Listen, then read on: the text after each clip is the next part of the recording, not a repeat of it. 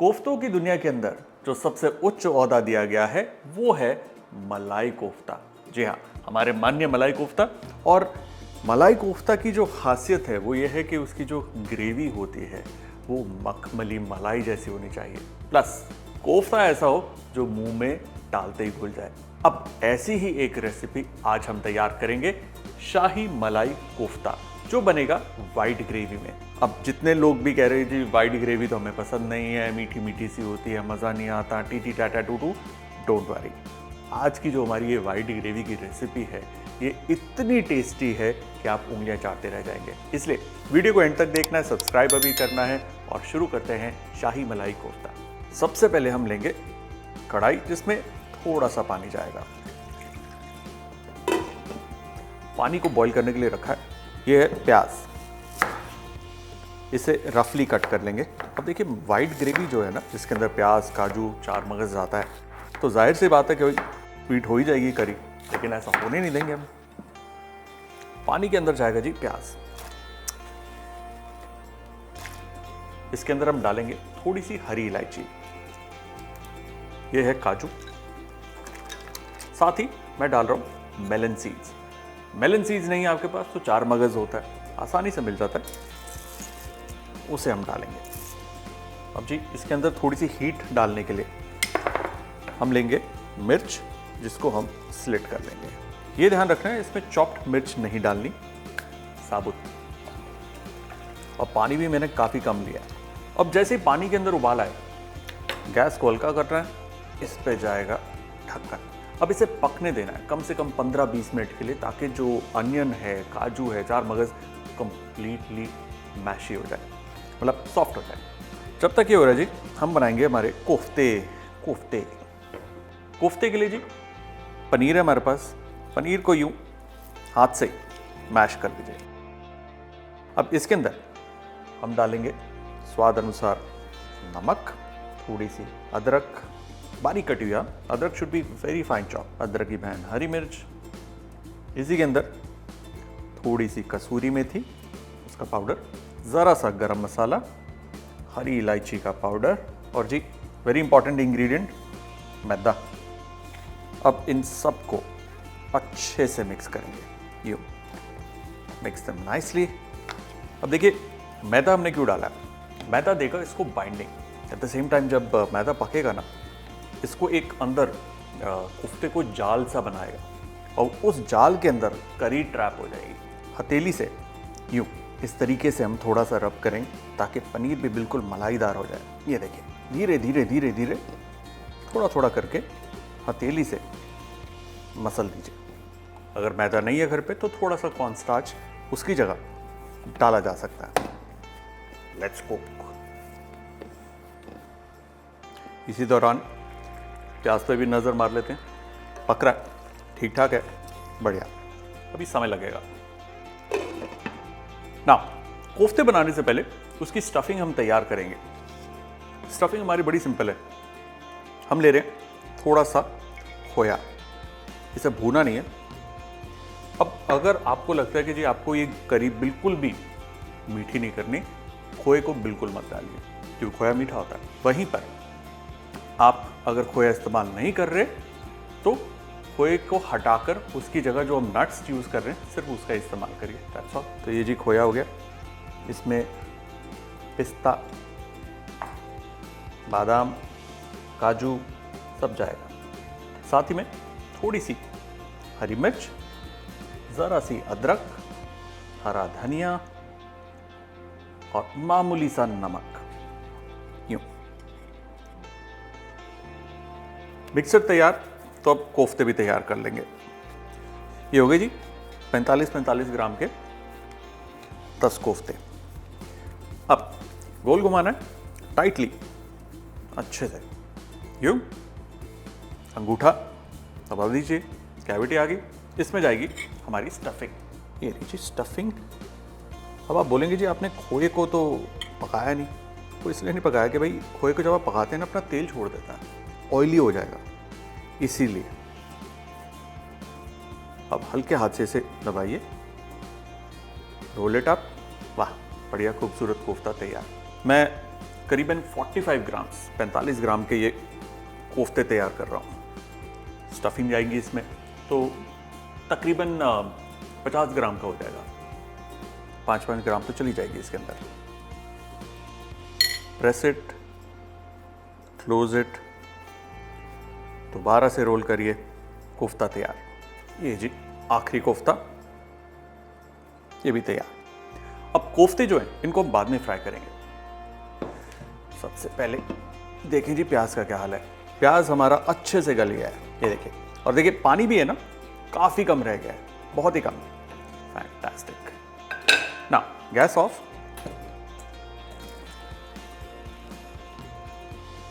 ये देखिए, अब ये देखिए, इसे अच्छे से छान लीजिए।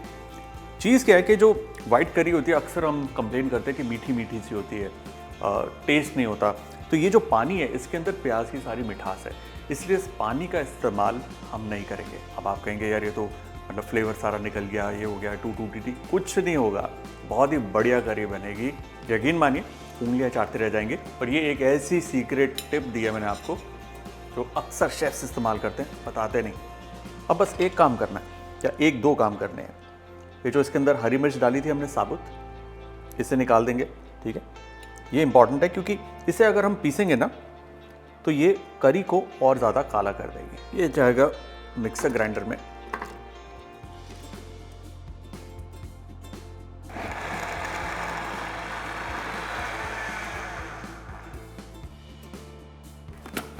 परफेक्ट। अब इस करी की भुनाई होगी। हम इस्तेमाल कर रहे हैं कॉम्बिनेशन। कॉम्बिनेशन क्या है जी? घी और थोड़ा सा तेल। आप चाहें तो टोटली घी में भी पका सकते हैं। जब तक हमारा घी मेल्ट हो रहा है हम लेंगे काली इलायची। अब काली इलायची ना इस डिश के लिए बहुत ज़रूरी है, लेकिन अगर साबुत डालेंगे तो ये अपना काला रंग छोड़ेगी, इसलिए इसे यूं तोड़कर सिर्फ इसके बीज हम इस्तेमाल करेंगे। गर्मा गर्म तेल में मोटी इलायची के बीज, इसी में तेज पत्ता, तीखा करने के लिए इसमें हम डालेंगे हरी मिर्च, इसी के अंदर अदरक और लहसुन की paste, dash of water. Perfect. अब देखिए किसी भी चीज़ को हमें ब्राउन नहीं करना। अदरक लहसुन को भी ना हल्की आंच पर हम इसे 1 से 1.5 मिनट तक पकाएंगे ताकि इसका कच्चा फ्लेवर जो है वो निकल जाए, लेकिन भूरा नहीं करेंगे। इस करी के अंदर हम डालेंगे दही। तेज़ आंच करनी है और कंटिन्यूसली इसे स्टर करना है। और घबराइए नहीं, दही अगर फट भी जाता है नो प्रॉब्लम।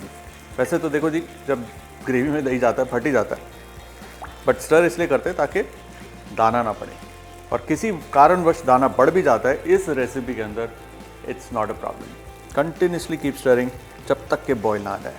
ये देखिए दही में उबाल आ गया।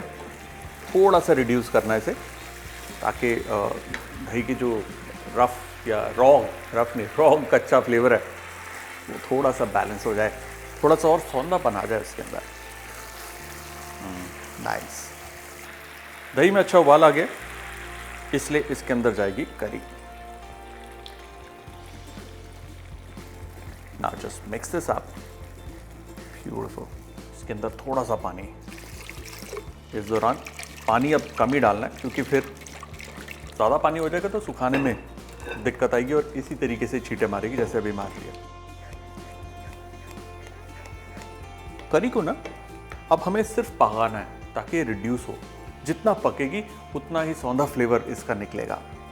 और हाँ, नमक डाल देंगे थोड़ा स्वाद अनुसार, वरना आप कमेंट में लिखेंगे नमक तो डाला ही नहीं, नमक तो डाला ही नहीं।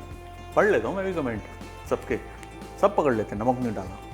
फिर लिखना, फिर कोई जेंटलमैन लिखता है वहाँ पे, सर इस काउंटर पे देखिए 1 मिनट 32 सेकंड पे नमक डाला।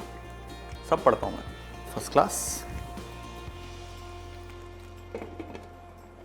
अब जी सिर्फ 10 मिनट्स के लिए हल्की आंच पे इसे पकने दीजिए बस। ऑलराइट जी, 10 मिनट हो गए हैं। ये देखिए सफ़ेद ग्रेवी हमारी पक गई है, गाढ़ी हो गई है। और देखिए इसका रंग जो है अभी भी सफ़ेद है, बरकरार है। और मैं बता रहा हूँ इसका टेस्ट बहुत ही ज़्यादा बढ़िया है। और थोड़ा सा और इसका टेस्ट बढ़िया करने के लिए इसके अंदर लगाएंगे एक छोटा सा तड़का, और इस छोटे से तड़के के लिए हम इस्तेमाल करेंगे मक्खन। देखिए, शाही, मलाई, दो बड़े बड़े भारी भारी वर्ड्स हैं, तो भारी सामान तो इस्तेमाल होगा। और ये ज़रा सा जो तड़का हम लगा रहे हैं, ये डिश को यहाँ से सीधा यहाँ ले जाएगा। मतलब आपको डिफरेंस पता चलेगा, जब भी आप टेस्ट करेंगे आपको बढ़िया लगेगी करी, लेकिन तड़के के बाद तो बल्ले बल्ले हो जाएगी। बटर मेल्ट हो गया, थोड़ी सी अदरक, इसके अंदर स्लिट ग्रीन चिली। देखिए, स्लिट ग्रीन चिली मैं बार बार इसलिए डाल रहा हूँ क्योंकि सीधी सी बात है, काली मिर्च डालेंगे आप इसके अंदर, ग्रेवी काली हो जाएगी, लाल मिर्च डालेंगे लाल हो जाएगी, हमें रखनी है सफ़ेद। और अदरक और हरी मिर्च ना सीता गीता वाला हिसाब है, दोनों एक दूसरे को बढ़िया तरीके से कॉम्प्लीमेंट करते हैं। कुछ ब्राउन नहीं करना तो नहीं करेंगे जी। हाँ जी, छन्नी, और छन्नी के अंदर हमारी करी।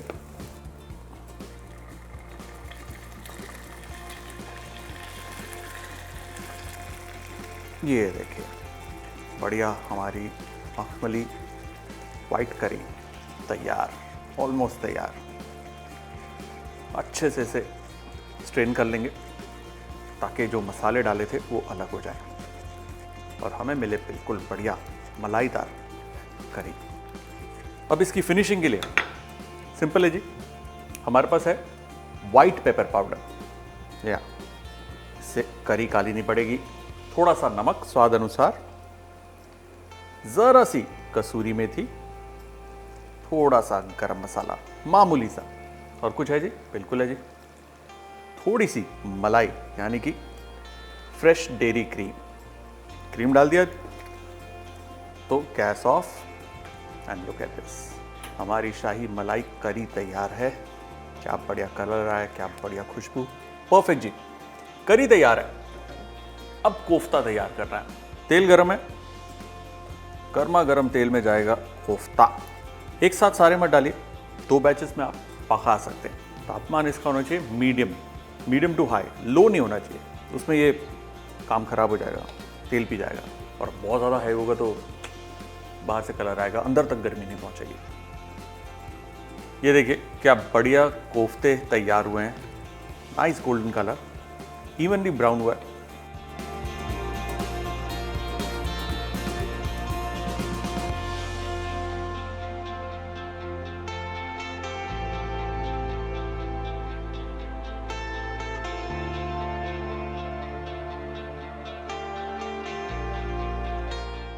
कोफ्ता तैयार, करी तैयार, लेट्स प्लेट इट।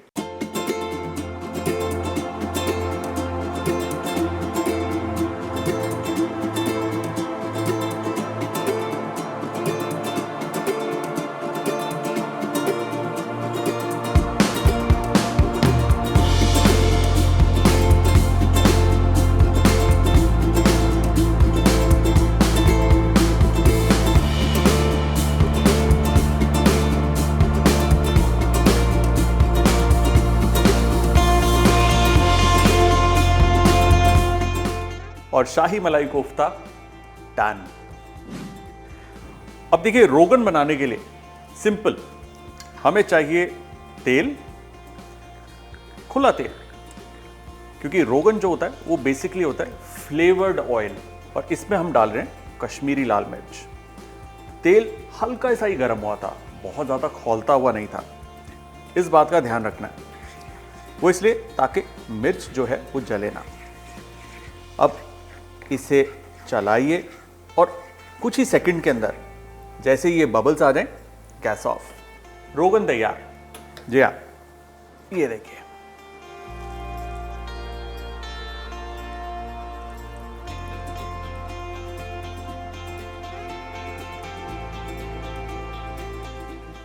अब ये जो रोगन तैयार हुआ है, ये गार्निशिंग के काम तो आता ही है, स्पेशली अगर आपकी कोई वाइट या येलो रंग की करी है, उसके ऊपर ये रोगन बहुत प्यारा लगता है। दूसरा काम इसका ये है कि ये हीट देता है, यानी कि स्पाइसीनेस देता है डिश को, बिना उसका रंग चेंज करे। तो अगर आप जैसे शाही मलाई कोफ्ता करी बना रहे हैं जिसके अंदर वाइट करी है, तो उसके अंदर आप लाल मिर्च तो डाल नहीं सकते पकाते वक्त, क्योंकि फिर वो करी सफ़ेद नहीं लाल हो जाएगी। इसलिए टुवर्ड्स द एंड डाल दिए आप ये रोगन, उससे एक मिर्च का टेस्ट आएगा और सुंदर भी लगेगा। यही रोगन आप कढ़ी के ऊपर भी आप छौंक सकते हैं टुवर्ड्स दी एंड, प्लेटिंग करते वक्त, वो भी खूबसूरत लगता है। ये दाल के ऊपर भी जा सकता है, चावलों के ऊपर भी जा सकता है।